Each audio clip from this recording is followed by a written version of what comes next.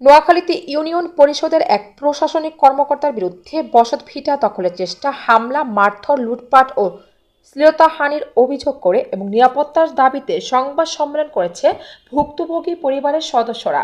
Staff reporter Shahabuddin জানান, বৃহস্পতিবার সকালে জেলা শহর মাইজদির একটি রেস্টুরেন্টে সংবাদ সম্মেলন করেন ভুক্তভোগী আব্বাস মিয়া ও তার পরিবারের সদস্যরা।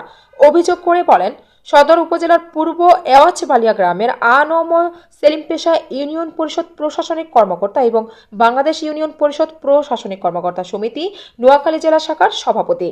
তিনি বিএনপির রাজনৈতিক প্রভাব ব্যবহার করে সরকারি খাস জমি ও সাধারণ মানুষের জমি দখল করে আসছেন। পরিবারটি জানায়, গত 12 জানুয়ারি বিকেলে সেলিমের নেতৃত্বে 15 থেকে 20 জন সন্ত্রাসী তাদের বসতবাড়িতে হামলা চালায়। এতে পরিবারের 5 জন সদস্যকে এলোপাতাড়ি মারধর ও ধারালো অস্ত্র দিয়ে কুপিয়ে আহত এবং ঘরবাড়ি ভাঙচুর ও স্বর্ণালঙ্কার লুটের অভিযোগ করেন। ভুক্তভোগীদের অভিযোগ, থানায় অভিযোগ নিয়ে গেলে পুলিশ মামলা নেয়নি, ফলে পরিবারটি চরম নিরাপত্তাহীনতায় ভুগছে।